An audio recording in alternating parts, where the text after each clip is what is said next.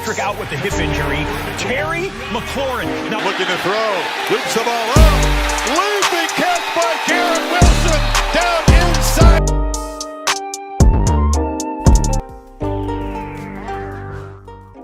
All right, everybody, welcome back to another episode of the Ins and Out with D podcast. Little hiatus right now, doing schoolwork and things like that, but I'm back to business right now, man. Shout out to the guys up here on the channel. Got my boy Jamel, got my boy Rasta, and my new guy KP, man. What's up with y'all boys, man? Salute. Yeah. Another day in the gutter, you feel me? Man, I'm just excited, man. I'm just excited. To talk my trash, man. You with me? Yeah, man. Hey, look, this is my therapy session for the week. You feel me? It's your therapy session, bro.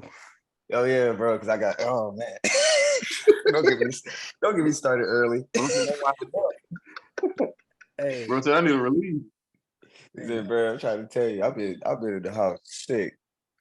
Last like 2-3 weeks. Oh boy. Come on, man. Hey, you don't think I've been sick, man? You don't think I've been sick? It's a different level of sick when like you're sick. It goes with your expectations versus the sick that don't match your expectations. I said the same thing, man. But look, man. It's the quarter of a season so far. First 5 weeks have been tremendous. Just shows why the NFL is one of the best things that happen in America. But I want to start with Jamel real quick, man. What are your thoughts so far the first 5 weeks of the season? Man, the season been, for some it's been shocking. For some it's been, what we expected. For me, I think I'm a Cowboy fan for all the viewers who don't know. For me, we was written off after week one. After week one, it was a wrap for us. Like they were packing us up, so to see where we at, like this week, going into this week, like, you know what I'm saying? I'm loving it. Like I'm playing with house money.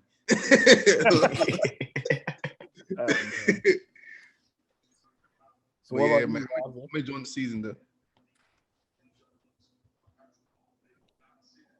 I know it's been tough. For me?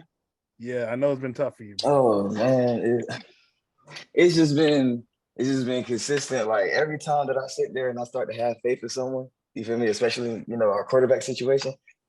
For those who don't know, I'm a Saints fan, so as you can tell, the quarterback situation has had me stressed to the point of losing hair almost. But so far, I had the expectation of like we're gonna go in and have a solid season. We look like the Falcons. We look like the Falcons, like. Oh, he said, we look like the Falcons.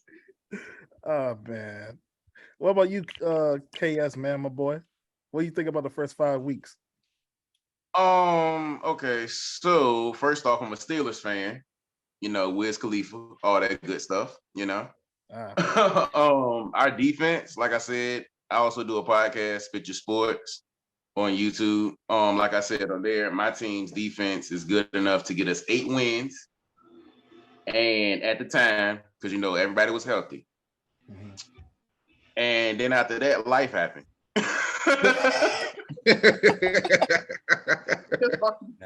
Life happened. TJ Watt go down. Like literally Cam Hayward, he's iffy now because of our O-line. And it's just like, yo. Oh my God. That's all you can say. Yeah, man. I think the first 5 weeks have been, it just shows a lot of parity in the NFL right now.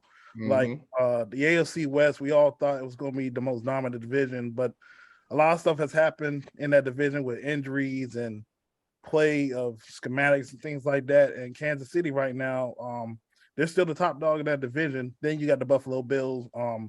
They're probably the deepest team in that conference, and they got the weapons and everything flowing right now. And yeah, and just the NFC is just wide open, man. Like you can legit look at every team that has a flaw. Every team in that conference has a flaw, and it's just going to be whoever fixed their flaws the best will have a chance to win the NFC Championship. That's right, man. We all see who's leading the NFC right now, man. and I can't even explain it. I want to put it all on Jalen Hurts as to why the hell the Eagles are so good, but it still to me doesn't make enough sense. Got you. It does, to be honest with you, because if you look at the Eagles' defensive rotation, they like literally they swap out D linemen like people change draws like legit. Like they switching them out like tag team. Like in the WWE, you got to keep them fresh. But this the crazy part. They barely playing that Jordan, the 6'8" dude. Jordan Davis. I think they ain't even playing him yet. Mm-hmm. So he already gonna be a problem. He's 6'8", 330. Snap man, do you hear me? And they not look at JaVale, man.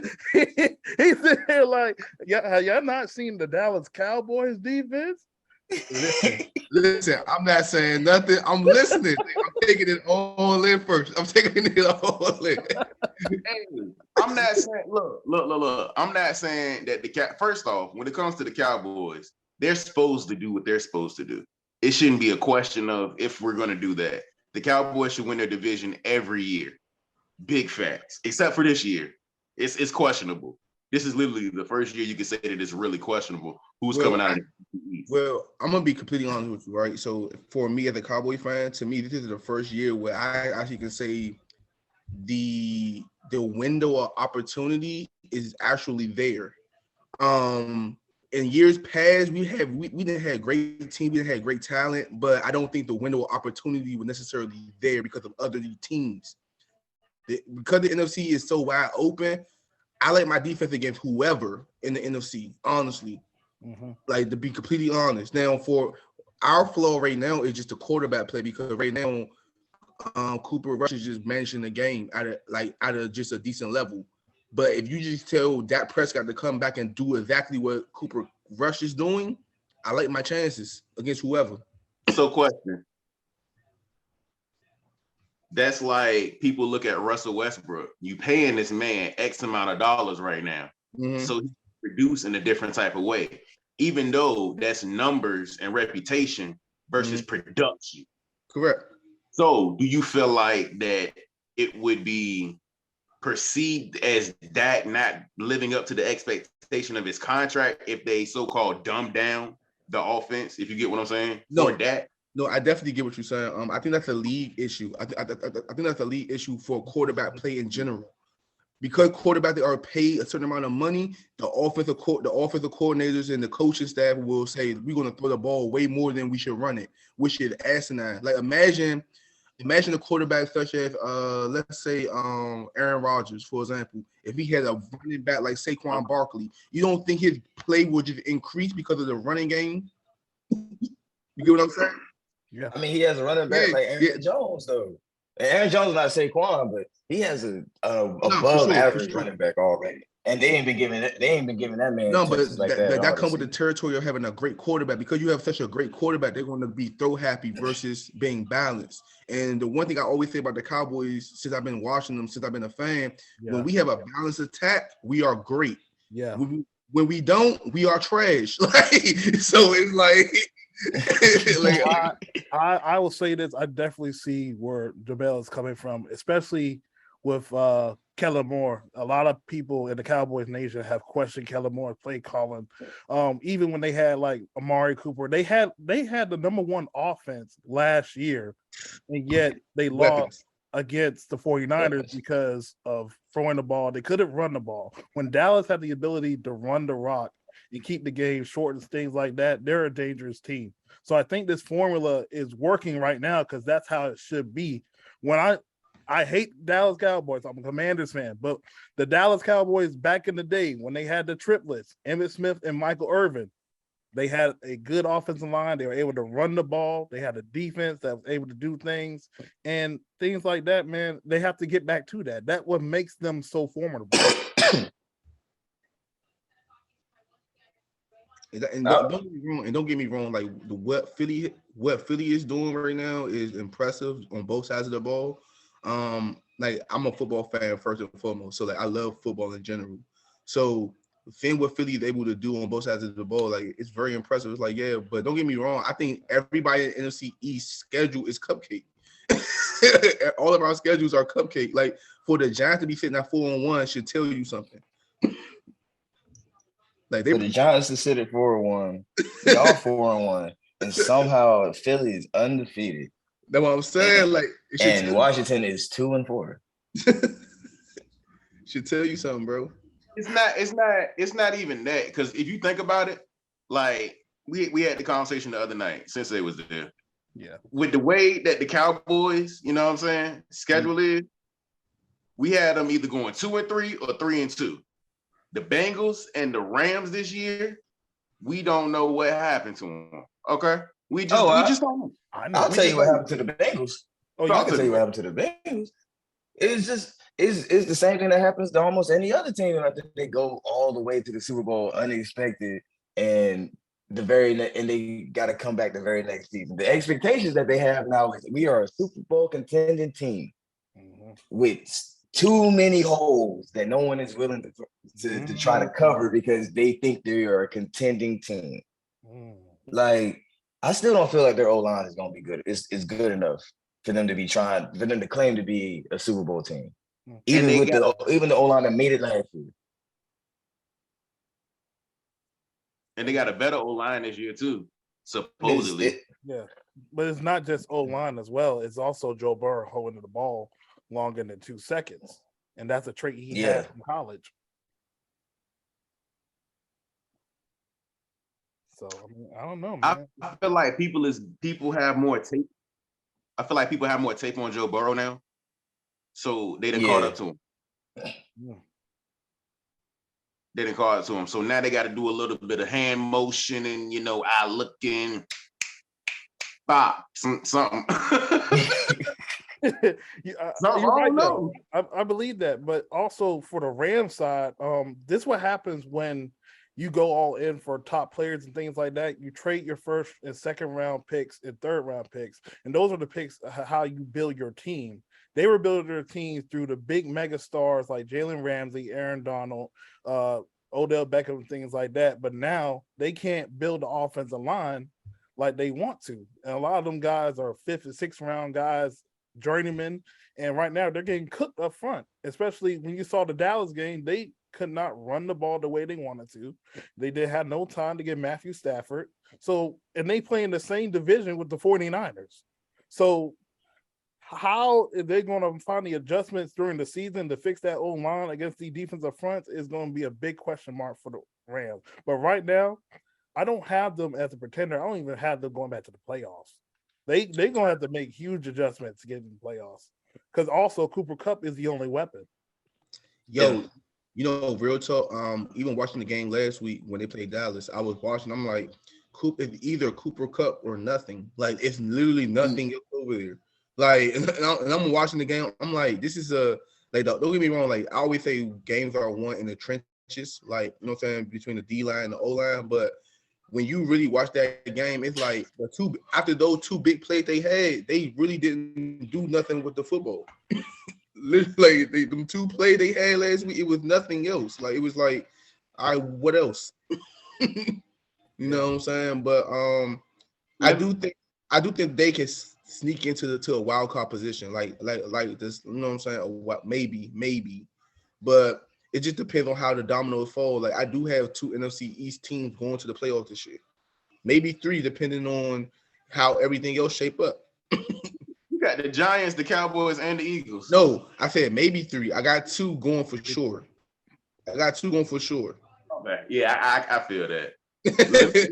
let me get some pushback on what Darius said. It's no problem if you construct your team like that. Just keep the people. Literally, just keep the people. Just they should. I ain't gonna lie to you. What they should have did is they should have pulled a Tom Brady. They should have pulled a Tom Brady straight up. We're gonna run all 22 positions back. The Bucks. And ball out and go crazy. Do you hear me? Like I get that. I definitely get that. Once again, that's kind of like what the Lakers are going through right now. They got all these big names. They ain't got no bench. You get what I'm saying? If you're gonna keep the big names, keep the big names. Von Miller it should be no need for a Bobby Wagner right now. Von Miller should still be around right now. OBJ should still be around. Now they need to go get a couple of corners in the draft if they can, because Ramsey looking like Pumbaa right now when Nala was about to pounce on him. Everybody is looking at him and saying, "Boy, that is fresh meat." Oh man. Oh, he's there looking like Pumbaa. Good gracious, man. So let me ask y'all this. So we're also looking at contenders and things like that. Obviously, in the AFC, the big two guys, Mahomes and Josh Allen lead their respective teams. But let's talk about the Denver Broncos, though. Like this team, if you look at them on paper and things, they had a top 10 defense last year. They had wide receivers, they had 2 running backs, but Javante Adams, he's out for the year and stuff like that. But they still should be able to run the ball. What is going on in Denver? Like, is it like schematics? Is the coach not good enough? Was he just saved by Aaron Rodgers' play? Or is Russell Wilson cooked? I think it's my bad. I think it's Russ, in my opinion. I don't see Russ playing like he did in Seattle. And I don't think it's really I don't want to put all of it being on, the play. Maybe it's the age. You feel me? Maybe it's the chemistry between him and his teammates. I'm not 100% sure, but as far as I can tell right now, this man ain't been running like that. His legs not the same. And I want to put it all on his age, but like he not moving like he used to. If he's not able to break out that pocket to try to improvise something, he's not really able to shake and eat like how he's been able to do for Seattle. And I have not seen him. I ain't been able to see him shake and eat. You feel me? I think in my opinion, I definitely think it's Russ, and I also think it might be semantics. Just like you gotta understand, like when a quarterback goes to a new franchise, I mean he gotta learn a playbook all the way over. Yeah. Different terminology, different schemes, different people that he's dealing with that he don't have no like chemistry with yet. You know what I'm saying? And then with the Broncos receiving core, like who's really standing out over there with like throw me the ball, you get him the ball, he gonna make something happen. You get what I'm saying? So it's like it's a little bit of everything, but the blame, of course, is going to go on Russ because he's the quarterback. You know how the NFL is. The quarterback is quarterbacks and coaches getting all the blame. They get all the blame. So, it is what it is, man. I honestly think that through the first 5 weeks, out of their losses, I give 2 of them on the coaching staff, and I give 2 of them on Russ. Right? What did we learn from the Super Bowl? When you are less than 5 yards, when you are less than 3 yards in the goal, that's all you got to do. I ain't saying I'm the best athlete, but I think I can get about 2 yards with the right blocking. I'm just saying. If you need to score, what did Richard Sherman say? Run the ball. PTSD, man. He got PTSD, man. You already know he's gonna tell you. Bro, when I seen that clip, bro, so this is no lie. When I seen that clip, I said, "Yo, that is PTSD at its finest." I swear to God. Like, and to be honest with you, I understand his pain because you have coaches that get fancy or want to get cute in the red zone where it's like, yo, just get the touchdown, bro. Like, it's not that hard, not complicated. It's really not. Like, you know what I'm saying? They get in the red zone that they want to run these little quick slants. Like, nobody know that's coming if you're going to throw the ball. A slant is one of a slant or a fade route. It's the first 2 routes a receiver's going to run on the goal line. That's it. It's like, come on, now. Like, let's be honest here. You had one job to do. One job to do. And pick the play like it was Madden. It acted like he was playing. It acted like he was playing Madden. Like, you audibled out the RPO for the double slant. You press square 2 times and say, "Yeah, this is a touchdown." Oh man, come on, Rob. And then hypothetically speaking, right? Let's say Russ does just, QB sneak out of nowhere, or just take off with it while everybody spread out. He run to the corner, touchdown, right? Mm-hmm. We're going to say, damn, good play. Good play. What you think the coach is going to say? That's not in the game Not plan. what I told you to run. That is not what I told you to do. You feel me? Yeah. It's like he damned if he do, he damned if he don't. But that's also like that thing that happened with Aaron Rodgers last year. Yeah. It's kind of like that thing that happened to Aaron Rodgers last year. Like the coach gonna tell you what to do, but you do have the executive decision. You feel me? And if you want to win the game, you should make the decision. Like it. See, But it's complicated because you still gotta appease your coach though. Was that the play? Well, I would say this, in my opinion, right, when it comes to quarterback play, and I would say this, quarterbacks have the most freedom in pre-snap adjustments. So even though you telling me that's the play to run, if I see something that I obviously see something better, I'm going to make the play. That would make you great. That would make you separate the greatest quarterbacks from the good quarterbacks. You get what I'm saying? Good quarterbacks just going to run the play as cold. A great quarterback going to improvise. A great quarterback going to change the play at the line of scrimmage where it's like, nah, I see what they trying to do. Forget that. Scratch all of that. We got to do something different. You know what I'm saying? Right. I feel that. But then that leads to you don't need science. You don't need biology. You need what? No, for sure though. But like, I mean, like some quarterbacks got that freedom. Like Tom Brady has that freedom where he can make an adjustment on the fly and nobody gonna say nothing to him. Aaron Rodgers the same way, like in a sense. You know what I'm saying? Because sometimes they still gonna get on Aaron Rodgers about it, but at the end of the day, it's Aaron Rodgers. Like, come on now. Like any other place in the world, he gets away with that. Right. You know what I'm saying? So it's just you know what I'm saying? Like, it just depends on where you at for real. Like, honestly. Okay, so let me ask this, since we're talking about a guy that has, in some years, he was considered MVP candidate and things like that. As of right now, who do you think is the MVP so far through the first 5 weeks, and who is the rookie of the year so far? MVP, Josh. I ain't even gonna start it. They know they're gonna keep, if he keep this up, they giving him that. See, this is my thing. I have a quick question though about the MVP. Is that a quarterback award or is that a all positions award? It should be all positions. It's an all position award, of course, but we all know that they're gonna give more credit to the quarterback over anything. Yeah, and that's my issue because if we're talking, don't get me wrong, like I think Josh Allen is the MVP. If I were to vote right now, he gets my vote. But it's like for me, it's like over the years it had only gone to quarterbacks for real. I feel like honestly speaking, there are some defensive players that might have an argument for MVP, bro, because of their impact on the game. Sure, I think Saquon has a chance, bro. Bro, he's clearly the comeback player of the year. It's clear. Like nobody else can win that award right now, bro. Like he's clearly the comeback player of the year. Like it's not even close. You know what I'm saying? So it's I guess it's like I said, like if I were to vote right now, of course it's gonna be Josh Allen because Josh Allen got me almost undefeated in fantasy right now. like real talk. Like real talk. But I think like I said, like Josh Allen got I think even the quarterback for Philly got a chance, you know what I'm saying? Jalen Hurts got a chance, you know what I'm saying? He got a chance to do it, especially if they continue winning.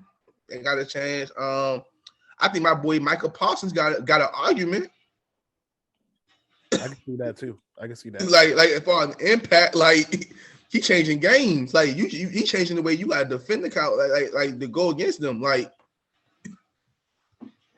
so I mean, like I said, like it just depends like how we viewing it. But like I said, like Josh Allen get my vote for right now. If I was rookie of the year, oh man. I don't know right now. Man, rookie of the year is tough for me because we got a guy in the race, and I have so much faith in him, but he hurt. And like it started with like a leg injury, like I think he had an ankle injury maybe like 2 weeks ago. Played last, so he didn't play 2 weeks ago. He played last week, and then he got hurt with a concussion. So I don't know when he's gonna be back over that. But Chris Olave been putting in a lot of work for the Saints. It's a great bit of work for the Saints. I've been so grateful because I want them to trade Michael Thomas so bad. I wanted to trade Michael Thomas so bad. You don't understand. Is it because of contract? Man, it's because the contract, because we're giving him so much bread that we could have had we could get help on the line. We could get help on defense if we would have just got rid of him. But more importantly than that, for me really he's a problem. Like there hasn't been 1 year he ain't beef with somebody in the locker room. And on top of that, this year we decided to trade. We decided to take the short end of the stick on the trade so we could help Michael Thomas basically by letting go of CJ Gardner-Johnson and sending him to the Eagles, who are now undefeated. Well, currently undefeated. Got you. And what are we doing in secondary? We don't even have Marshawn no more. We just getting killed, getting ate up.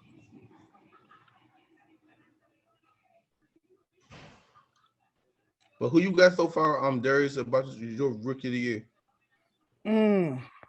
Rookie of the year is kind of tough for me because I think it's going to be a wide receiver this year. I just don't know which one. Garrett Wilson and Chris Olave have been balling. My guy, Jahan Dotson, has been a surprise too. Yes. I think the injury going to hurt him a little bit. So I'll probably go with either Wilson or Olave. But the MVP is interesting. I'm glad you brought that up, Jamel, because lately this has been a quarterback award. And you can also say the same thing for the Heisman Trophy. It has been a quarterback award. Yep. And when I look at all the quarterbacks and things like that, I just feel like the NFL is really they're trying to push all these young guys up there to be the face of the league. And then a lot of these guys, like, they're not ready for that yet. I mean, not saying they can't accept the challenge, but for example, like Josh Allen, like, the first 2 years of Josh Allen's career, they questioned, like, can this guy play in the league? It wasn't until they traded for Trayvon Diggs that he actually had a top-tier season, which helped him out. Any quarterback that gets wide receiver help, have all the pieces around them, they will be good. But they're trying to push him up there as the best quarterback in the league and just disrespecting, like, Patrick Mahomes in Kansas City is not there. The same guy that has beaten him twice. And mind you, that game that we watched last year in the playoffs, it was the craziest game ever. But you know who they talked about? They talked about Josh Allen. Why nobody talked about Patrick Mahomes, the fact that he went up against a top 3 defense and still won with 14 seconds left? He put the team in overtime and still won the game. I'm going to pull the race card because no one's seen a white man run that fast. No, I wouldn't even say it's a race car, bro. I'm gonna keep it all the way 100 with you. People are tired of greatness, and what I mean by that, in the sense of, if you're constantly winning, then your play gets down, like it gets undervalued. So, for example, because Patrick Mahomes has been dominating at that position for so long so far, I think he damn near came into the league. It's like, all right, we want to see somebody else. Like, we tired of you winning. Like, we want to see somebody else. We want to see somebody else dominate. We want to see somebody else do something else. And I do see your point when you're saying, like, they're trying to, like, promote him in the sense where it's like he's the best. But, I mean, we all know it's still 2 guys that's over him. Like, let's keep it 100 here. Like, it's still 2 guys in the league right now that's over him. Like, you going to obviously say Mahomes, or you going to obviously say Aaron Rodgers. Because if Aaron Rodgers gets any type of talent around him, the Packers are automatically in the playoffs. like, let's keep it 100 here. Like, so it's like, it just, I don't, like, I get what you're saying. I think consistency is the key. I think sometimes we miss that in sports, where we just like to crown the new shiny toy versus the person who's been consistently the greatest throughout the entirety of his play. And see, I'm glad you brought up Aaron Rodgers too, because they're also trying to push the young guys over the vets, like Tom Brady over Aaron Rodgers. I'm like, y'all, these guys are still playing. Like, before Patrick Mahomes, we had Aaron Rodgers. Yep. And, like, my thing is, for the MVP, I think it's crazy because last year, Josh Allen had like 15 interceptions with 37 touchdowns. Nobody talked about that, but everybody want to talk about Lamar Jackson having 13 interceptions with 16 touchdowns, and he had an injury-riddled year. But I think Lamar has a chance to win MVP too. But the problem with the Ravens is they were literally 14 seconds away in the both losses they had to be undefeated. Yeah.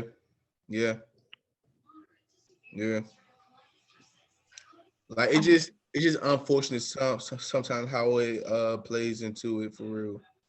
You know what I'm saying? So I think it it's is what crazy, it is. man.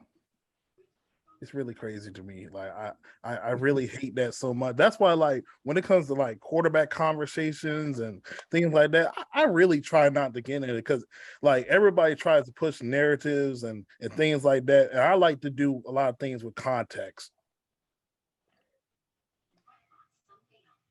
Yeah, for sure. Like, I'm trying to think like how I want to say this last part. I would say from the perspective, you have some like the NFL is definitely media driven.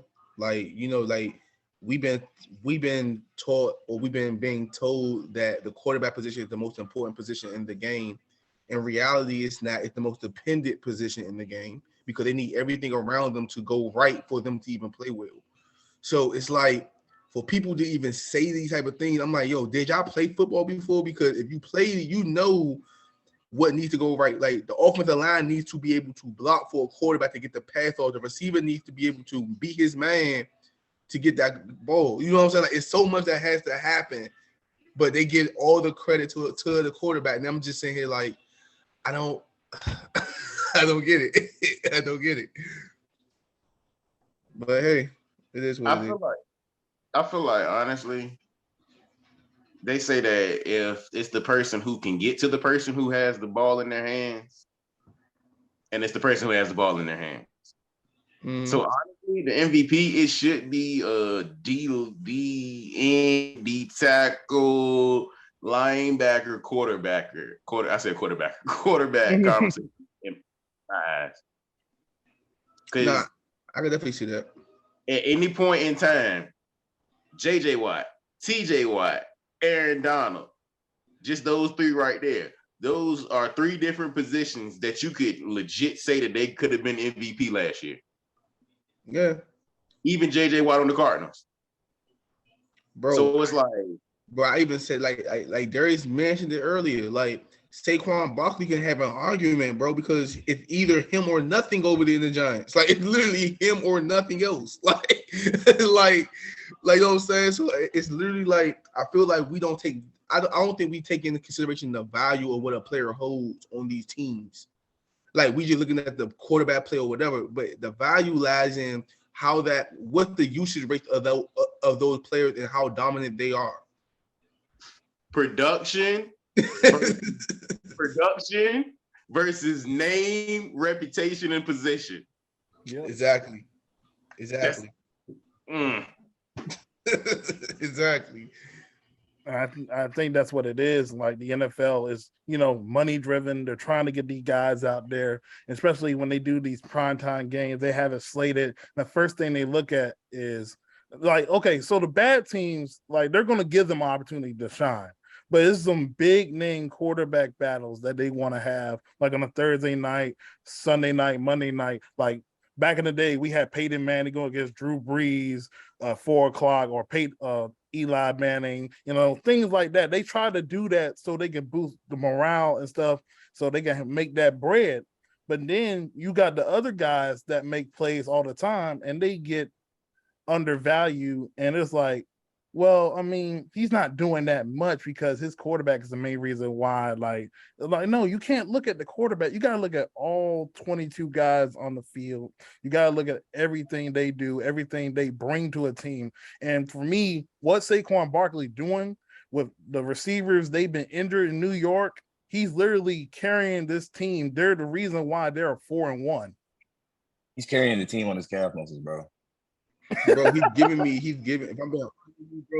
bro, if I'm being honest with y'all, he's giving me Barry Sanders vibes I'm talking about the weight that he's carrying for a franchise. Like, yeah, he's giving me those vibes, bro, where it's like, yo, We need to start putting some respect on that man's name over there, man, for real. No AP vibes. No, I mean you could say AP, but I'm saying Brady Sanchez as a better comparison because of what they both do on the skill field. set wise. Yeah, Very similar. exactly. Okay.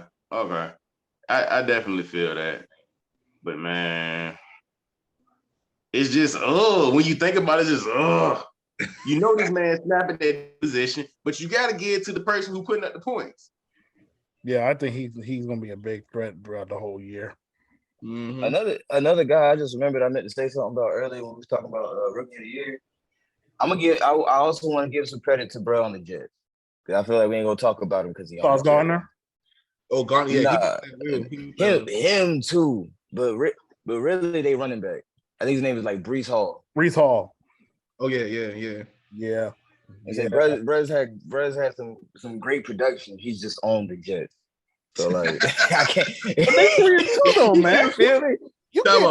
You can't deny that, man. They 3-2. Bro, the way he said it, he played for the Jets. Like it was so depressing. He's just on the Jets, like because let him have been on any other team, bro. We would be talking. He would be a part of every conversation, but he's on the Jets. Like we don't talk about Sauce because he's on the Jets. You feel me? We're not talking about the MILF hunter, the 50-year-old woman lover. Oh, that's nasty. That's nasty. We don't talk about his production because he's on the Jets. Like, that's nasty. Well, I'll say this though. I don't really think it's because he's on the Jets. I think it's because the first two guys that they drafted, they're are first rounders and they're the well-known ones. Brees Hall, he's well known, but you know, they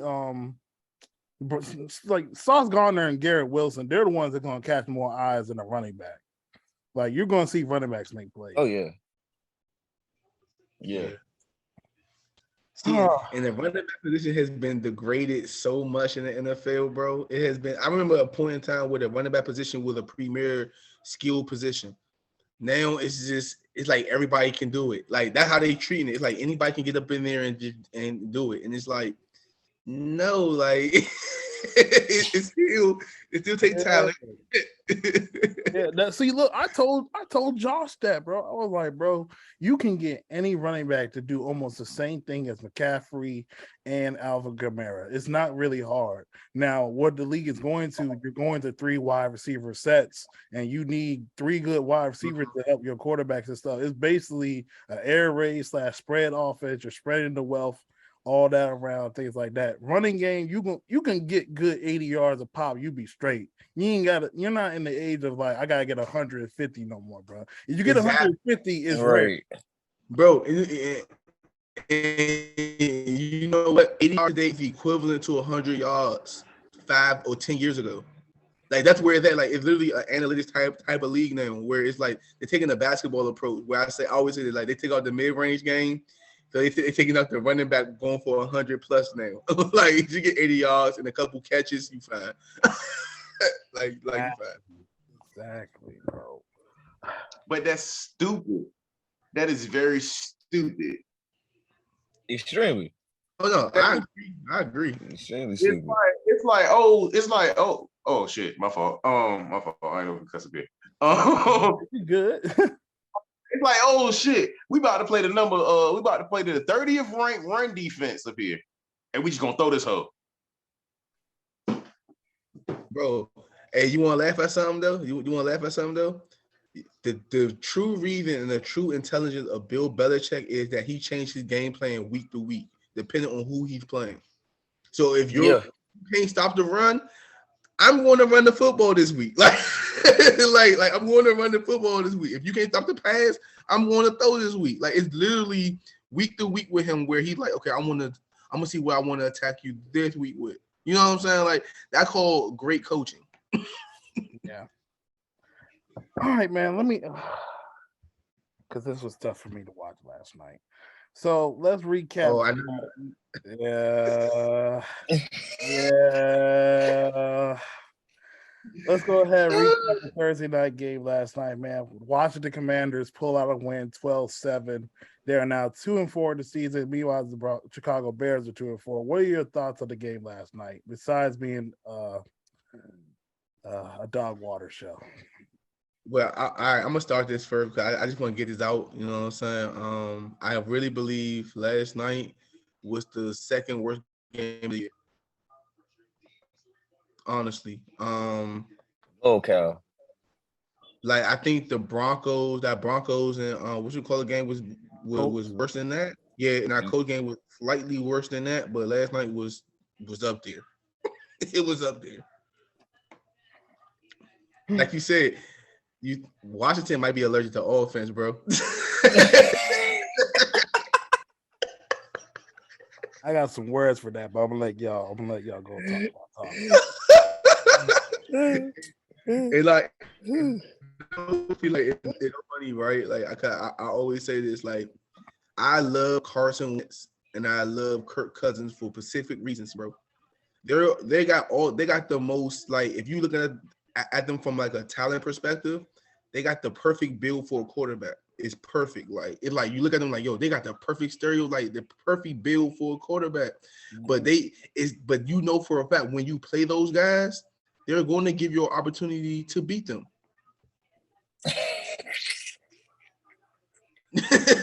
like you can't make it up, bro. Like you just can't make it up. Like I just be like, yo, like I just don't understand sometimes. Don't get me wrong. I think Carson Wentz is I think when you come to play for Washington in particular, because I don't even think it's the coaching staff. I think it's just the culture over there in Washington, where it's like it's just a black cloud from the owner on down. Like Washington needs to just develop a new coach, bro. Y'all gotta develop a new coach because once y'all can figure out who y'all are, then everybody is gonna start rocking with them. Then I think that's when y'all start seeing more production. Because till then, like no one knows what to expect from Washington other than a win. Like no one knows what to expect when they go to Washington other than we about to go in here and spank them. Yeah. I just feel like they're not taking command. Pun intended. Like I ain't even gonna hold you. I seen they new video when it came out. I was like, damn, you know what I'm saying? They might got a little bit more swag. You know what I'm saying? Sometimes swag can win you a game.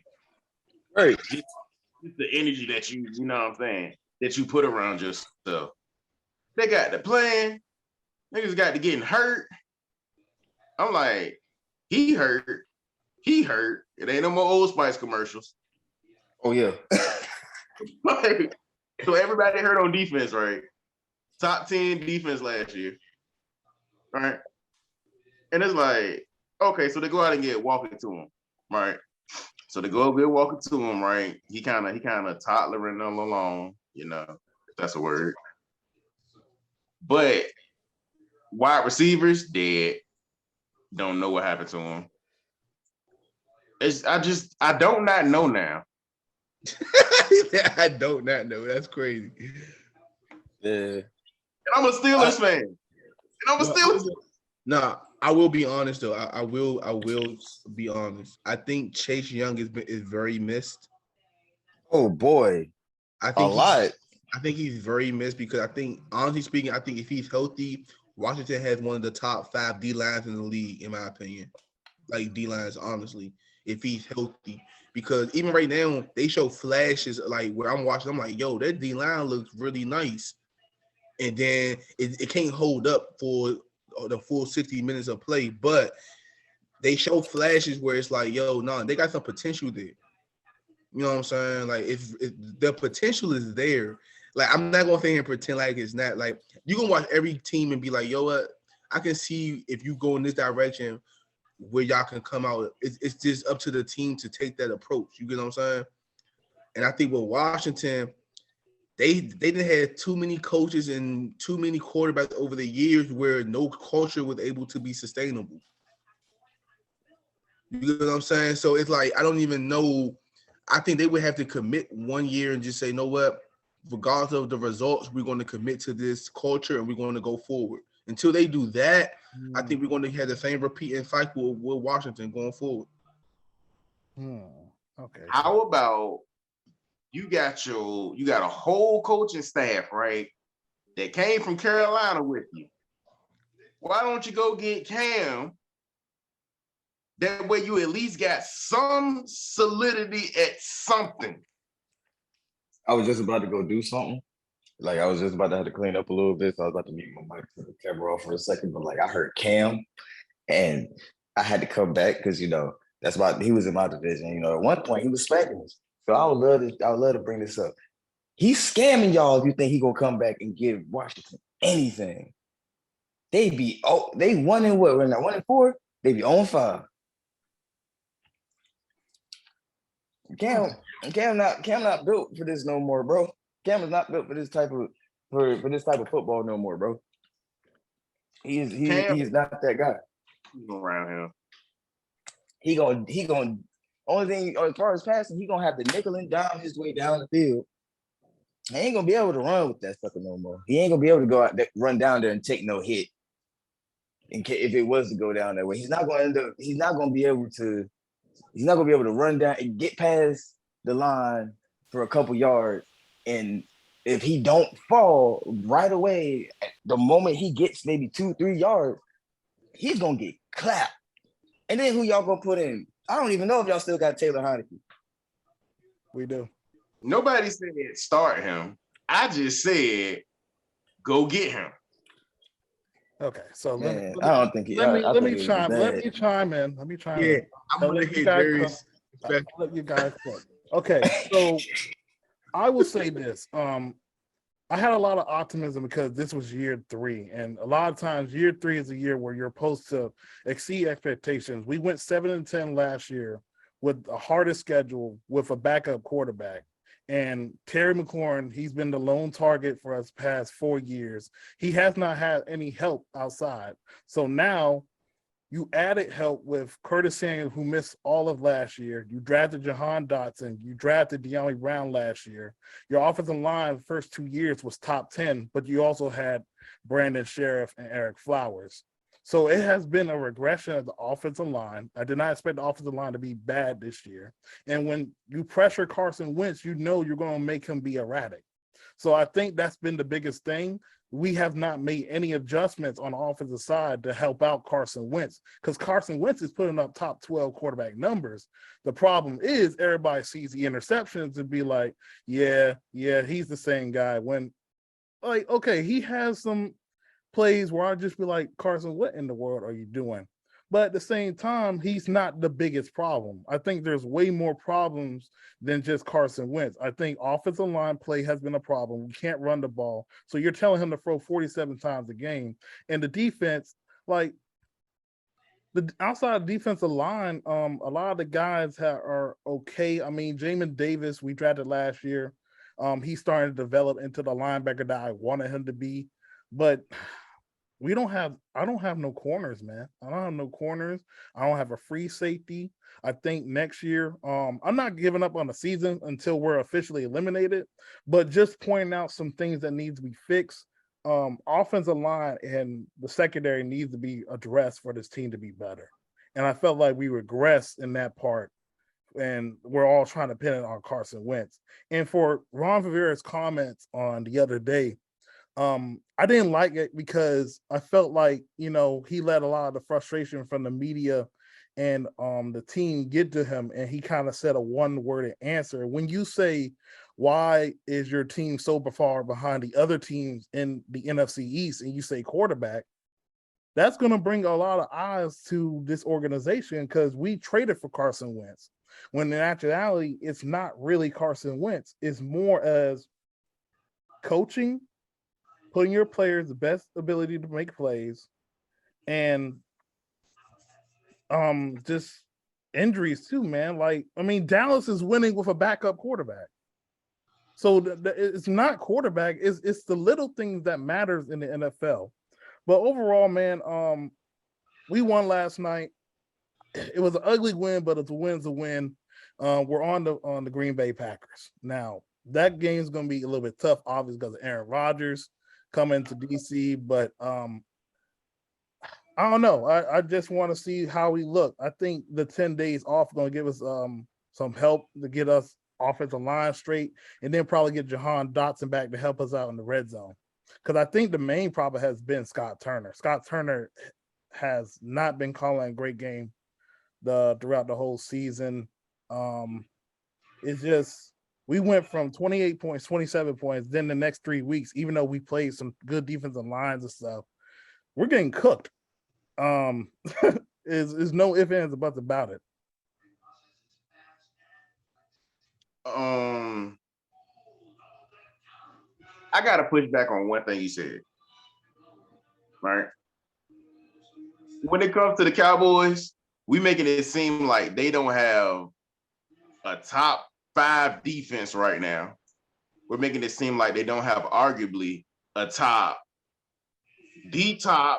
I forgot what position Michael Parsons play right now. Linebacker. I was gonna say middle linebacker. Tay Diggs back there, arguably top 10 corner. D. Lawrence, top 15 DN. CD Lamb, top 15 wide receiver. Z, top 10 running back.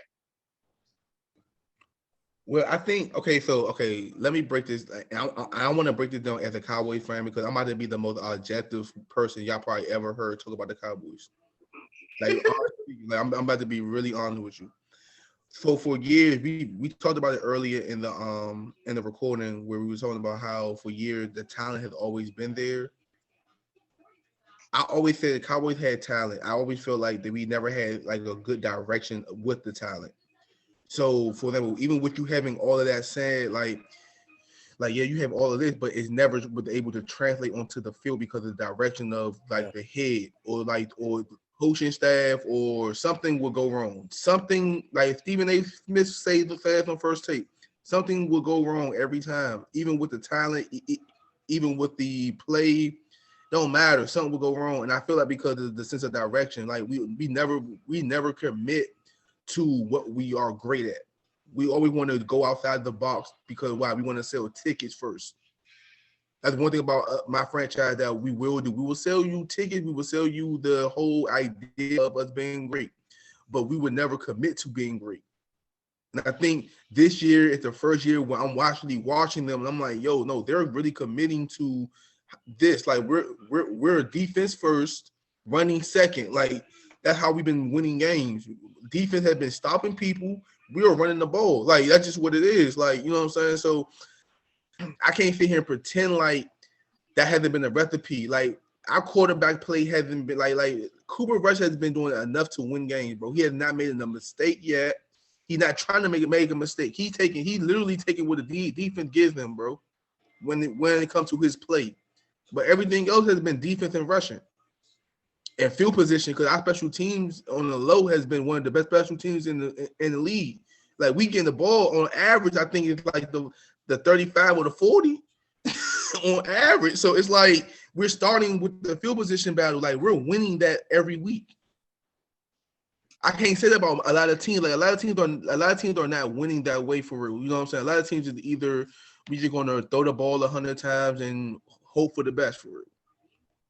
So then, with all that being said, why don't they do that with that?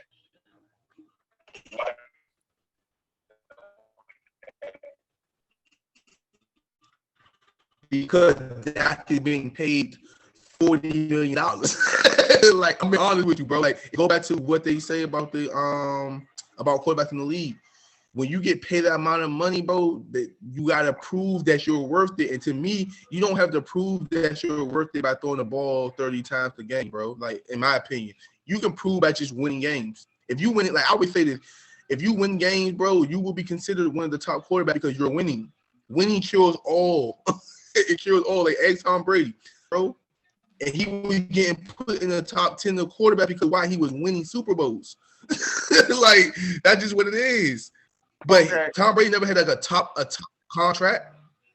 But I'll say this too before you say this. When you look at Dak Prescott and Tom Brady, them guys were late round picks. They were able to develop their game because their team gave them time.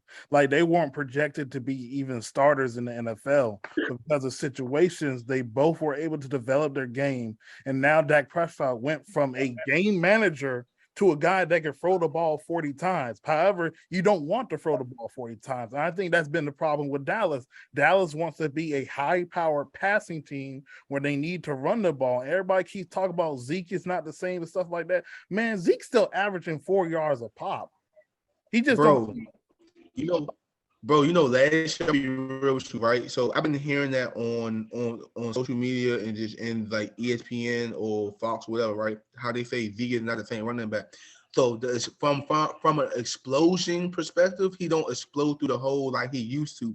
Yeah. But I'm like, he don't necessarily need to, because what he's doing from a long-term perspective, he's beating up on the D lines.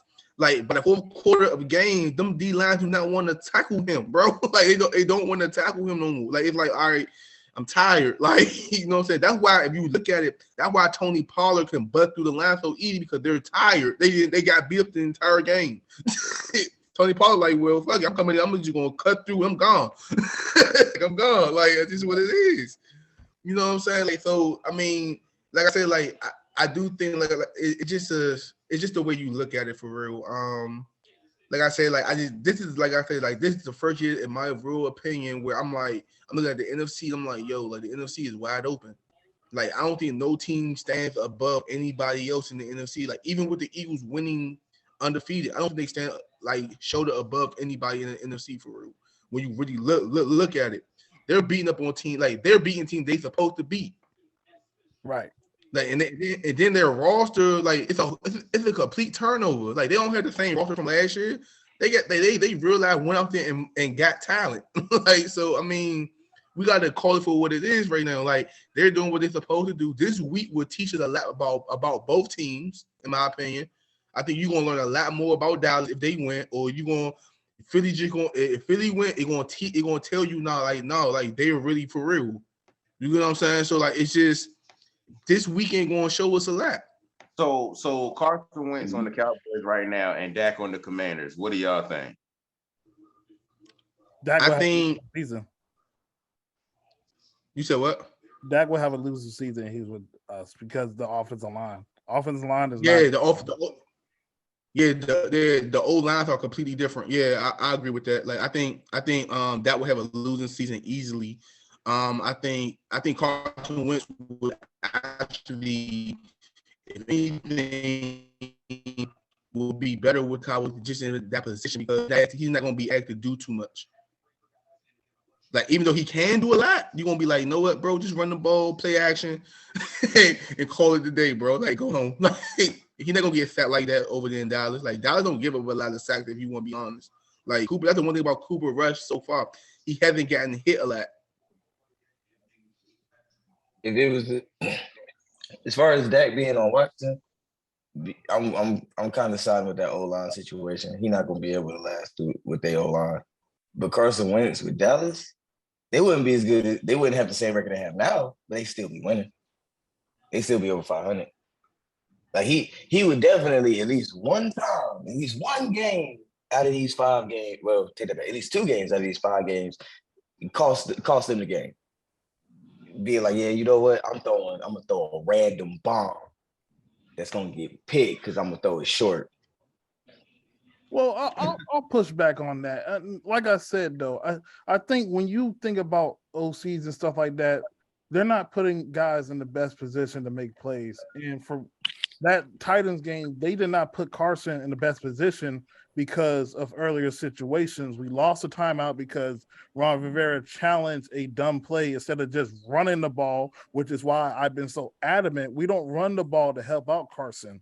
So imagine if we're at the 2-yard line, 1st and goal. What's the worst thing you're going to do if you're at the 2-yard line? Run the ball, right? Especially if you got 3 timeouts. Hey, you know what? To piggyback on what Darius is saying, you can go back and watch the Commanders versus the Cowboys game. They ran the ball for over 100+ yards and stopped running the football. Like, I literally watched them for 3 quarters, bro, kill us running the football, but every time like we were able to just get them in 3rd and long, and it was like, I bet you have to throw them. Like you have to throw the football down. Like you know what I'm saying? Like, and I'm like, yo, they abandoned the run too early. Like a lot of teams do that. They would have early success with the running game, and then they abandon it later. And it's like, why? I.e., ask the Falcons and the Patriots. Exactly. Nasty word. Nasty word. Move right along. No, I just had to ask because like a lot of people they'll say, you know, you can drag and drop, you know what I'm saying, copy and paste from one screen to the other, and in theory it'll work.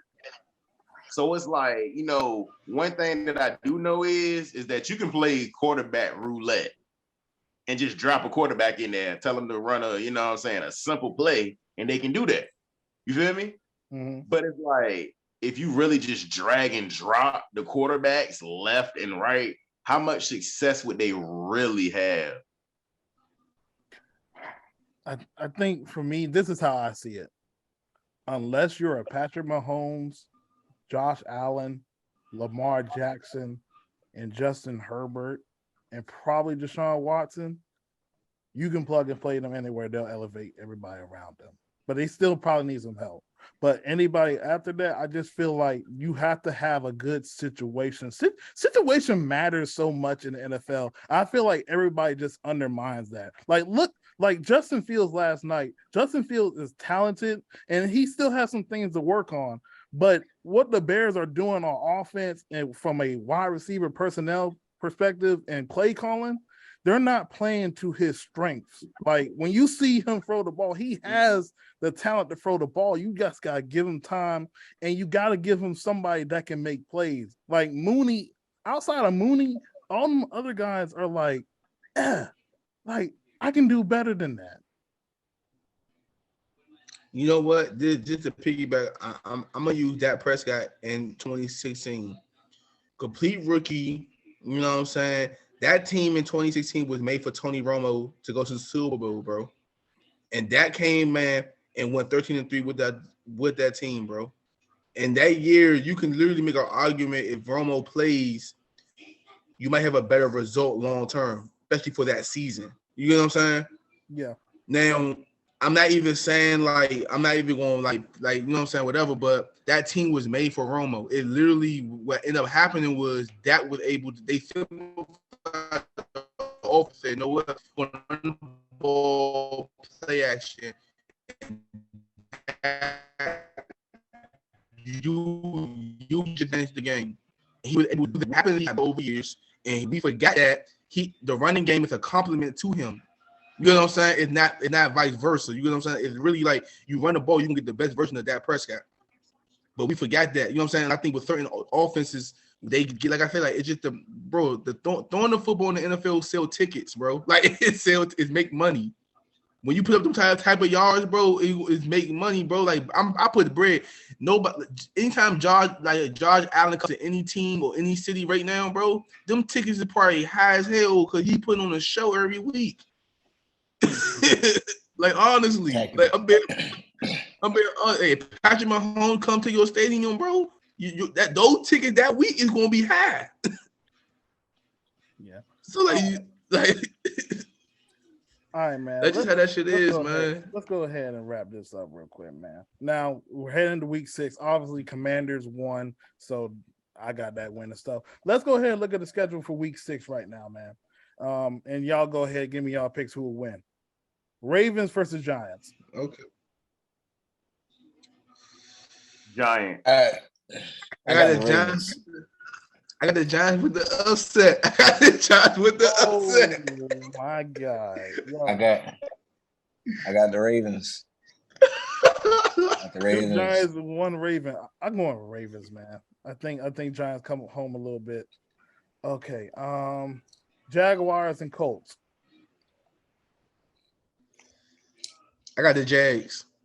Colts. Jags. I'm going Jags. All right. Patriots versus Browns. I got the Browns. Actually, hold on. Yeah, I got the Browns. I had to think about something real quick. He had I to got the think Browns. about it. He had to think about I want because like I'm about to be a best man at a wedding. My dog probably gonna see this. He a Patriots fan. I hope it don't hurt his feelings, but like I gotta go to Browns. I don't want to lie to him. Hey, I'm not gonna lie. Both teams for the past 2 weeks have gotten better. So I'm definitely I'm leaning Patriots, but it wouldn't shock me if the Browns win. Who's at home? Browns at home. Browns at home.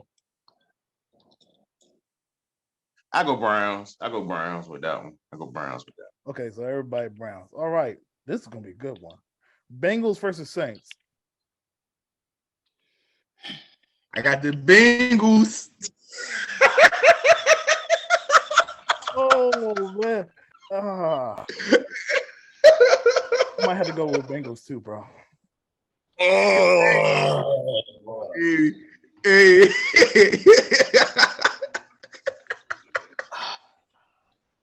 It pains me to say this, bro. But you know I got the Saints.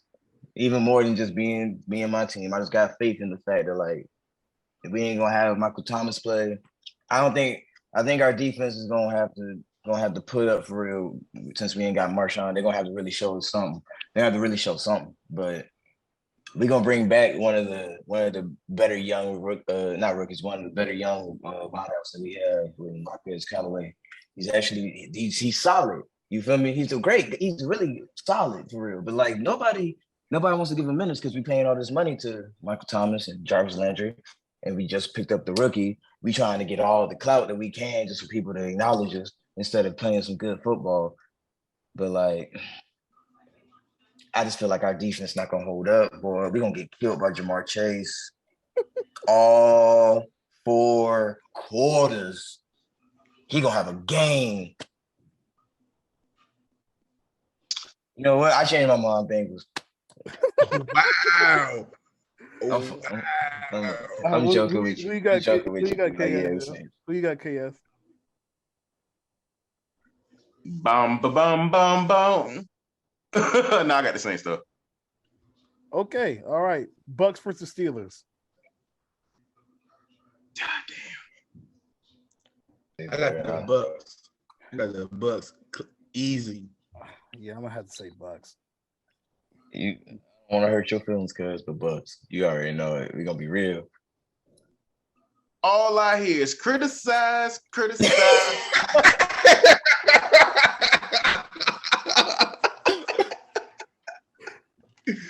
Hey, yo, that's funny as hell. Oh man. Oh, hey, Wiz Khalifa, man. I don't care. Hey, right. You supposed to, bro. You supposed to. Supposed to. All right. 49ers versus Falcons. Why are we even discussing that? The Niners. So we better talk about the Falcons like they're gonna win something. Man, this is my show. Hey. I'm playing, bro. You know I'm just hating because they in my division. I hate everyone in my division, but I gotta respect Tom and them because it's Tom and them. So like, why he say like dude on dance floor, Uncle Tom? Oh man. Uncle Tom. Oh man. All right. Next game, we have Jets versus Packers and Vikings versus Dolphins. I got the Packs winning the Jets. Mm-hmm. I got the Vikings beating the Dolphins. Okay. I got the Packers, and then I got the Dolphins. I got the Jets beating the Packers. Okay. Because Lord. And then dang man, I don't even know who the quarterback for the Dolphins is anymore. It's a rookie. Man. Yeah. I don't know. Oh no, I got the Vikings in that one. I want to say the Dolphins. But they cornerback sus. Okay, so next 2 games, you got Panthers versus Rams. I'm going Rams. Then you got the Cardinals for the Seahawks. I'm gonna go Seahawks. I got the Rams and I got the Seahawks. No. Who the Seahawks playing again? Seahawks play Cardinals. I got the Rams and Cardinals, bro. Because I feel like the Cardinals should have won last week. That's fair. For real. I got the Panthers. Oh, go ahead. Oh, my fault. I'm sorry. I got the Rams because Panthers ain't it right now, and I got my faith in the football baby against the Seahawks. I got my faith in the football title against the Seahawks. I got the 12 man All right. for the and then I got the who was the other one? Panthers and Rams. Panthers right I got now. the Panthers, man. The Rams is right now. Okay. Let's go ahead and talk about the Bills versus Chiefs. What are the things you want to see and how the Bills can win or how the Chiefs can win? So I picked the Chiefs, and I'm only picking them based off of previous history. I think they just got the Bills number. For some odd reason, I genuinely do. I think the Bills do have enough talent to beat them. But I didn't think when it comes down to it, Mahomes won't find no way to beat them. Like, he won't find no way to get them. Like, I really do. That's just my take on that game.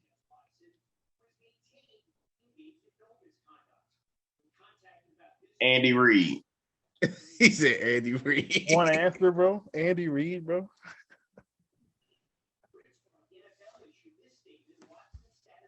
All I can say is, and I mean this sincerely, you ever just, because I feel like everybody can relate to it that's playing sports, you feel me, that's done anything really competitive. The moment you stand there and you lose a close game and you sit there and you watch them celebrate, you just think in the back of your mind all the ways you about to get your get back.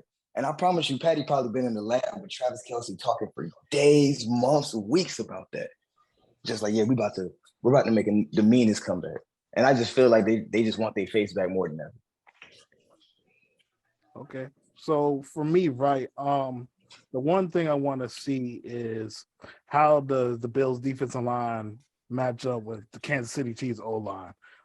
They did play the Raiders, I believe it was last Monday, and Chandler Jones and Mason Crosby were giving both their tackles some trouble. So the Bills are like 4 deep on defensive line, and they have Von Miller now. So that's going to be an interesting matchup to see. And how many big plays will the Kansas City wide receivers have instead of Travis Kelce? The Bills secondary is kind of nicked up right now, but I like to see how Patrick Mahomes and Andy Reid going to find ways to attack that zone coverage that they run.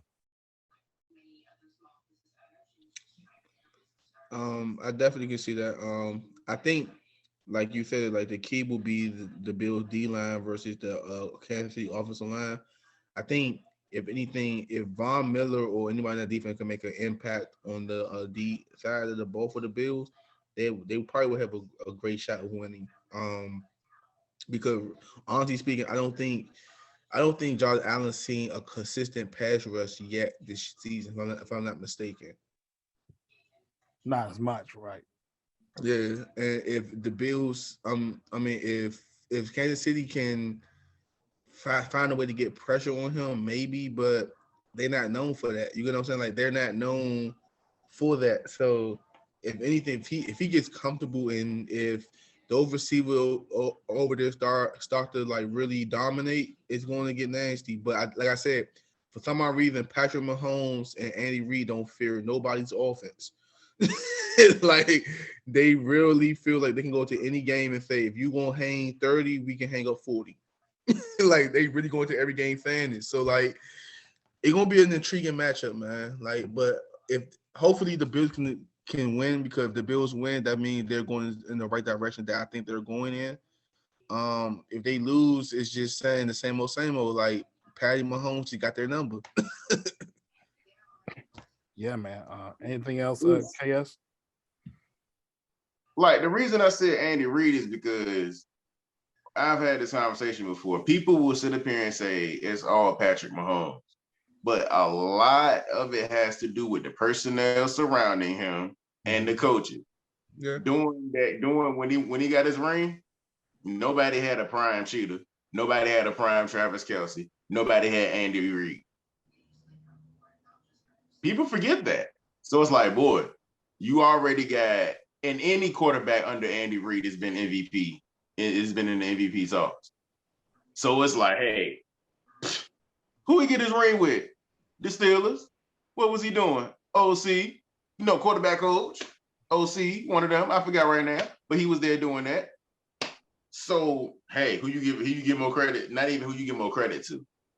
Now, I ain't gonna say he doesn't have anybody, but he has a lot of 3 and D players, if you get what I'm saying. Yeah. So it's like, yeah, you know, I say like the 2011 Mavs.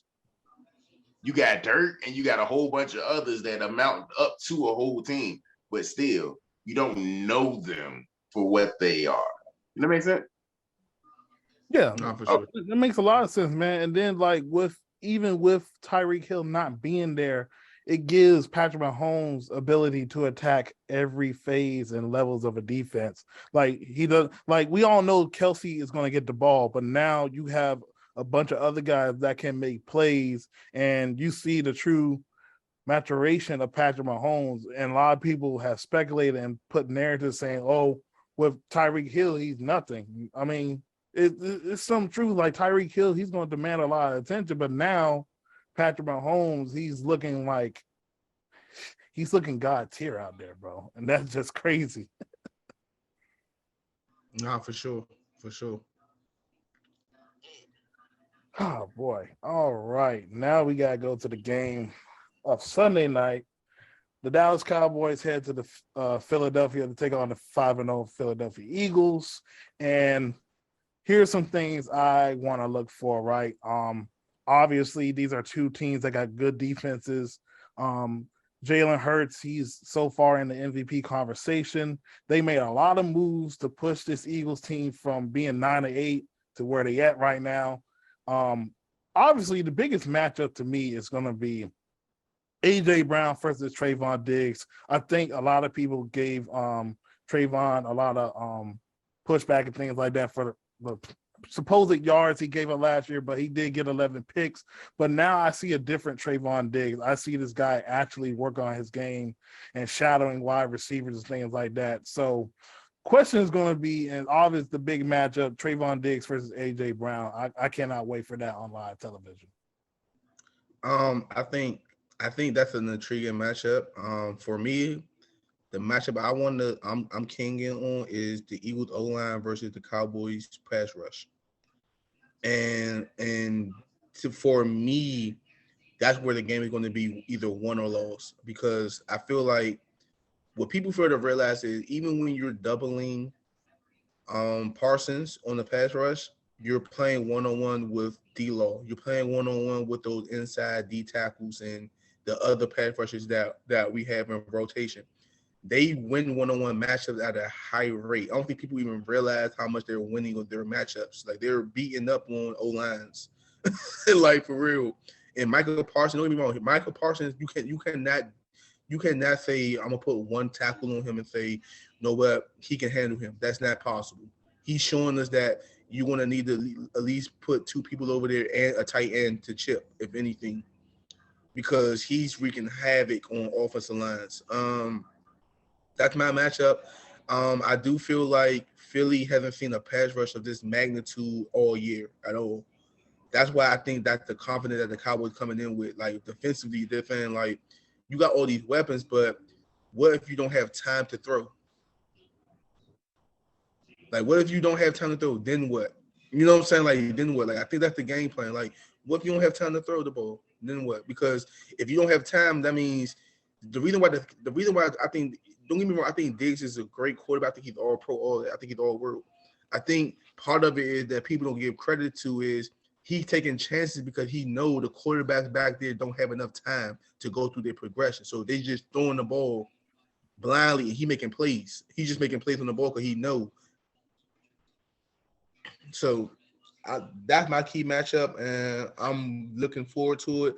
Don't get me wrong. I definitely think Philly can win. I'm not oblivious to their talent. I definitely think they can win the game for sure. But like I said, don't let us win this week, man. Boy. Man. My matchup is Ezekiel Elliott versus the D-line. Okay. We already know that he's kind of going back to his old form. He's what did they say? Resorting back to his old form. Tony Pollard too. So I guess by committee, I would say the running backs. They are a key matchup. That is one of the keys. I agree with that. Right. You know, you got Lightning and Thunder, as they call them, or whatever nickname they had for them, going up against 7, 8, really 6, but they can go 8 deep with their whole front 7, front 4. And as far as that, Slay, big play, Slay versus CD Lamb. Bro, I'm about to say something right now. And y'all probably would never expect me to say this, but CD Lamb dropped too many balls for me. I agree. And I'm talking about balls where it's like that's an easy catch, bro. Like he's one of them type of receivers that will make the big play, but won't make the small consistent plays. Yeah. So let me ask you this, because this is so funny. I feel a lot of people always tell me like they feel like the pressure of wearing 88 is so huge and like it kind of mess with him a little bit of things like that. Okay. I don't know. It's weird to me for someone to tell me that, but I do know the history, like Drew Pearson, Michael Irvin, even Dez Bryant, them guys that wore 88, they came out and they were great players. And I remember one time he didn't want to wear 88. Do you think that's kind of like the pressure of being the number one receiver for the Dallas Cowboys? It gets him sometimes. It could. Just living up to that, just to those pass receivers, because those pass receivers at one point in time, or if not their entirety of their careers, were like one of the top guys in the league. You know what I'm saying? Like even if you mention Dez, he had a period of time where he was literally top 5 in the league. You know what I'm saying? So it's like he has a lot of shoes. He has some big shoes to fill in that respect. So it could be that. I do know having Michael Gallup back helps, because quiet as it kept, Michael Gallup make plays, bro. Like quiet as it kept, like he makes plays, bro. Yeah, people don't mention his name enough for me. Some of them sideline toe taps, he got some of the best toe taps I've seen in years. Like I'm like, yo, like this man take ballet on the side or something. Like for real. Like for real, bro. Like that one he had last week. He got pushed on the route and he still made the catch, bro. That shit was crazy to me. So I mean, I definitely feel like we're, if anything, we're missing on the offensive end. I think, and this is where I think having Dak back will play a major factor. Our tight ends haven't been showing up as of late. Schultz had that injury, right? Yeah, he had an injury, but you know, like when Dak played, tight ends are a major factor in the passing game. Mm-hmm. With Cooper Rush, it isn't necessarily that. We're literally play action in everything, because the running game has really been effective. So everything been off the play action, where it's like the receivers are getting open off the play action. So hopefully we see a little bit more of the tight ends getting touches this week. Cause I feel like Philly is really going to focus in on the outside receivers and going to tell pretty much Cooper Rush, you're going to have to beat this throwing it. All right. Question. Okay. Go ahead. All right. And I said this the other night. Oh, yeah. Who formula does the Cowboys have right now? You said who, what? Whose formula does the Cowboys have right now? I feel like they have the original formula that have had success in the previous years. What formula you saying? They have the Patriots formula right now to win a Super Bowl. Okay. I see where you're going with this. Okay. Right. I see where you're going with this. Right. In all honesty, I see that. No, I'm gonna be real with you. In all honesty, though, I would say it's the Giants. How? What? Hold on. I'm about to make it wait. I'm about to make it make so much sense for you. Talk to me. The pass rush. Yeah. Every time the Giants win a Super Bowl, the pass rush was either number 1 or 2 in the league, bro. Every time they win Super Bowl with Eli Manning not nothing special. Like, he's not a special quarterback, we're gonna be honest. But they had enough on the offensive end for him to win, and then the D-line dominated. It didn't matter whoever they played, the D-line was dominant. And I feel like that's what Dallas is shaping up to be. Is the D-line is going to be our bread and butter, where it's like defensively, you're gonna have to make plays, bro. You're gonna have to make plays in those short period of time. Michael Parsons plays what position? He played outside linebacker. Well, he played linebacker, but they have him all over the field though, bro. Like sometimes he playing outside, sometimes he playing middle linebacker. Sometimes they got him even on the line of scrimmage, like where he's literally lining up in the 3 technique. Like, so I mean, he's doing it all, bro. He playing cover some days. Like, I don't know. He's the TJ Watt on my team. You feel me? No, for sure. So it's like, boy, yeah, but it's like, no. The reason that I say the Patriots is because, regardless of the matter of the fact, their defense has always been top 10. But it's like you've had those sporadic, you got your Mike Vrabels. You feel me? No, for sure. Doing what he do. After that, it's like, boy, who do you really have? Well, no, I mean, Dallas got a number of players that either all pro or could be all pro for sure. Like D-Law is a previous all pro caliber player. Like, he was just hurt the past couple seasons.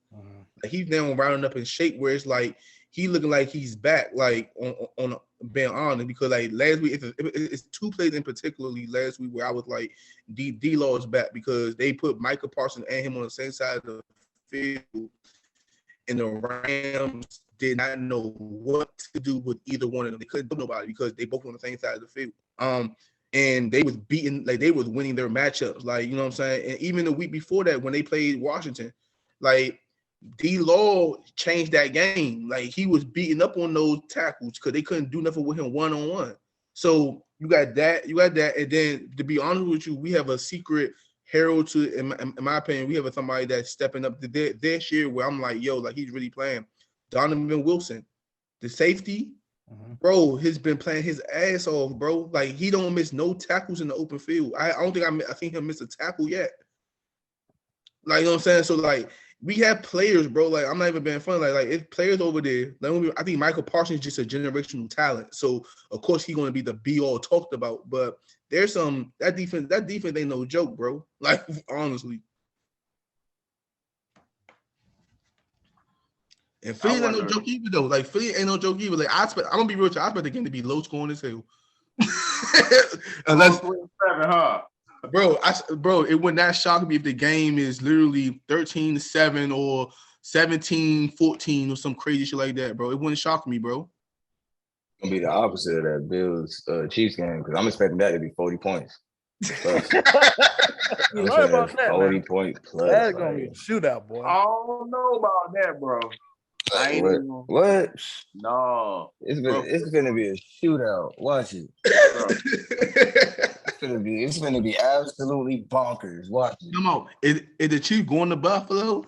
No, they coming to Kansas City. Nah, they going to Arrowhead. Oh shit. Man, I'm trying to tell you, they about to be AR-556. It's gonna be a shootout. 27-35.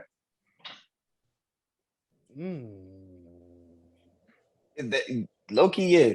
That's close. That's almost what I'm thinking. Trying to tell you, boy, it's gonna be a shootout. 27-35. That's not that high powered scoring for referee.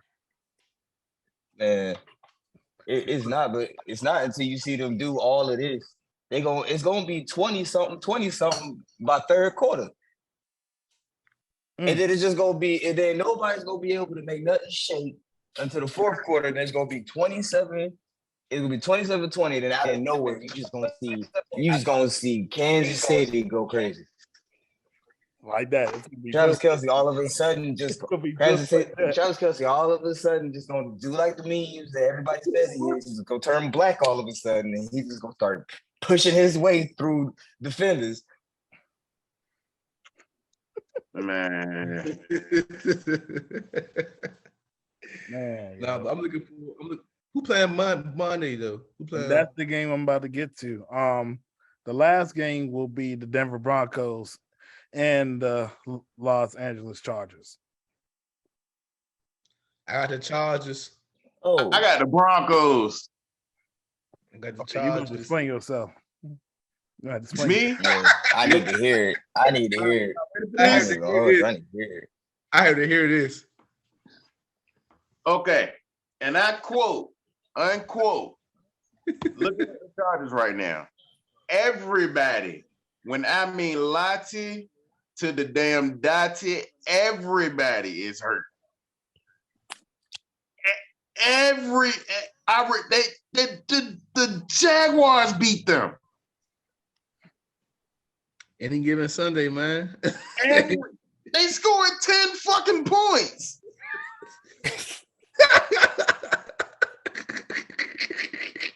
But then they scored 30 the next week, bro. They scored 30 against the Browns. Any given Sunday, this Sunday in particular, they scored 10 points. Okay. They scored 10 points. Well, good The thing they Broncos playing Monday. scored Good thing 12. they playing Monday. All I'm saying. Good thing they playing Monday. They're gonna cook. Cause until Russell Wilson show me he can throw over the middle, I'm taking that boy Herbert, man. Who he throwing it to? Shoot, he throwing Oh, plays. you want to know? You want to know? Mike Williams, who been eating on my fantasy team. I don't know if you heard about him, boy. He a dog. I'm saying, bro. I'm saying. You want me? I can tell you about him. You want me to, boy? Then he a dog. Bro got like almost 400 some yards right now. He only got like 2 touchdowns, but all he gonna get them. He gonna get them to the red zone. You feel me? Plus he's physical. I don't know. I want to curse so bad. The man's so physical. He gonna put his hands on that defender. He gonna try to monster. He big as I don't know what. On top of that, they still got Austin Eckler, who got like 300 something yards this season. They still got Justin Herbert, who still got this cannon. You feel me, for a right arm. Need to be fit. Still solid. They need to be tweaked a little bit. It needs a little tweaking. You feel me? It's still young. It's still covered in oil. You feel me? But it's still covered in oil. It's crazy. But it's developing. You feel me? They are literally hurt everywhere else. If you can't stop nobody and you keep getting stopped, come on now. I mean, if you say so, I gotta go with the Chargers, bro. That's me. What about you? Yeah, I like I definitely got the Chargers. Don't get me wrong though. It will be great to see Russ get his mojo back this week. It would be great to see it. It would be great for a storyline, compelling story for narrative-based rights. But I got the Chargers, man. I feel like the Chargers got more firepower, and I feel like any given week the Chargers can show up, man. Like for real, even with them being hurt or not. Nigga scored 10 points.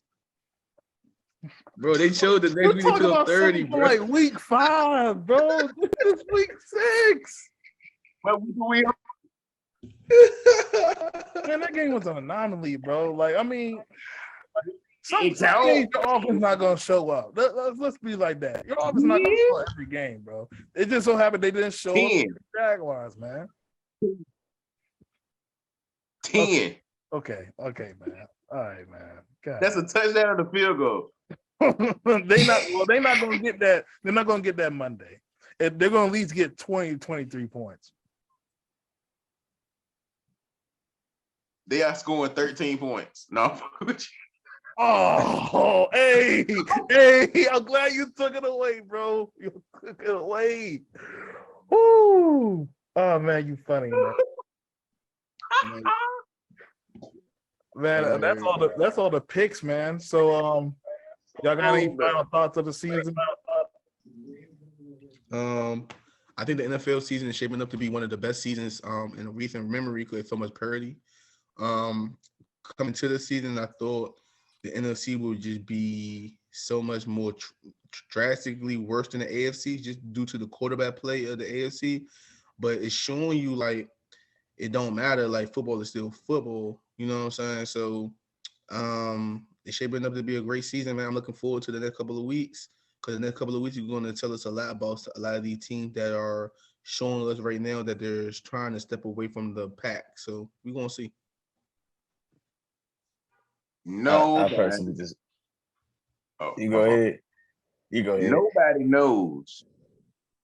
Because nobody knows. Nobody really knows. That's all I can say. Did nobody expect the teams to be doing what they're doing now?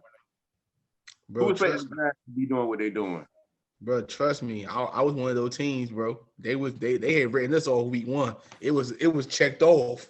It was supposed to be snapping this year. I feel like the refs need to just they need to invest in optical care for the referees. I've been seeing a whole lot of wild calls this season. Really, the whole season I've seen a few wild calls. But for the most part, Before we go, we got to speak on this because you just brought up a great point about the refs, man. So don't get me wrong. I understand the tool situation. I understand that's where we're headed. But at the same token, this is bad for the game. These roughing the passing calls is going to cost somebody a championship game, bro. It's going to cost somebody a game they're supposed to win. Yeah. Because I really thought last week, bro got a strip fumble, bro, and they called roughing the pass, and I was just saying, the pass. I almost pulled my hair out. I was really shocked. I was like, imagine if that's the Eagles-Cowboys game, and Michael Parsons get a strip sack or some crazy shit happen against Jalen Hurts, and they call roughing the passer. Roughing the passer. Arizona got that strip sack in the Super Bowl. Oh no, like I'm gonna be real with y'all. If that happens, bro, yeah. I swear to God, I might lose it. I might lose it. Yeah. Because that's bad football, bro. Because like you're literally taking away the basic, like even when Tua got hurt, that wasn't a roughing the passing call. Like he got hurt it was a freak accident, if anything. You know what I'm saying? So like I think honestly, I think they need to really go back and assess what a roughing the passing call looks like. And if they're gonna call it, they need to have somebody else review it before they say that's the final flag. Because these are some egregious calls. Yeah, you got to do what? You got to protect the shield, and that's all they doing, bro. Bro, it's taking away from the game, bro. See, I like the game of like. Don't get me wrong. I understand the brand, I understand the business aspect of it, but at the end of the day, man, I fell in love with the game of football, not the NFL. Like, I'm being real with you. I fell in love with the game of football, not the NFL per se. You get what I'm saying? So it don't matter any level of football. I'm watching it. I'm tuning in. But at the same token, don't take away the basics of the game, bro. Like these are basics of the game. Yeah, it happens. I just feel like the refs need to just be consistent with their calls, bro. Yeah, there's too many times where it's just way too many inconsistencies. There's way too many times where you're gonna get a roughing the passer call that shouldn't be a roughing the passer call. But we not gonna throw no flag on these PIs. You feel me? Defensive holding. Boy, what? Like, man, being a Saints fan, that's what I go through this every single year. That's one thing in the playoffs that makes sure that we've gone through back-to-back years. Bro, we gonna get hit. You'll get hit with that PI, and it'll be insane. It is clear for everybody else in the world that has seen the footage, except for them. Bro, I know as a Saints fan, bro, you still having nightmares. I know for it. Man, bro. You still having nightmares. Bro, that I don't even like workers at Foot Locker because they wear referee shirts. Like Like, You don't like zebras? bro, hate them with Bro, a passion. hey, yo. Cause all I know deep down, bro, they out there just cheating somebody. Hey, Someone yo. getting cheated. If I go, man, bro, it made me hate the Rams, and it won't even really their fault. Like we just play. It's just football. You feel me between the teams, but for some reasons, the refs just always hit us with calls that I just be finding bonkers. I understand the holding calls because our line's just trash, but like those PIs, bro, we don't get defensive PI calls no more. Like niggas be hitting us with full body Rey Mysterio cross bodies, and we can't do nothing for a call. He said 619. He said 619. Oh man, not funny, man. We could get stomped on like how Antonio Brown did that one kicker, and I promise you, there wouldn't be a flag thrown for us unless it was Andy Dalton that got kicked. I'm dead. So what do you think, KS? What do you think about the roughing the passer thing, man?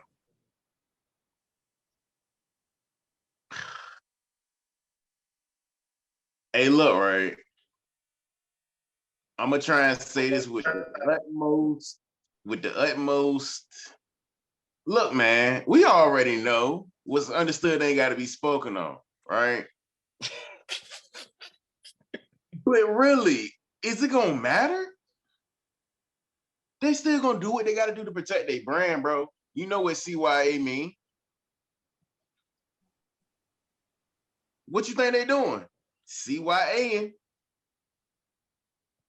It don't matter that it's supposed to matter that Tua got hurt on a different play, but it doesn't because it doesn't look right. And because it doesn't look right, look, I'm ugly, okay?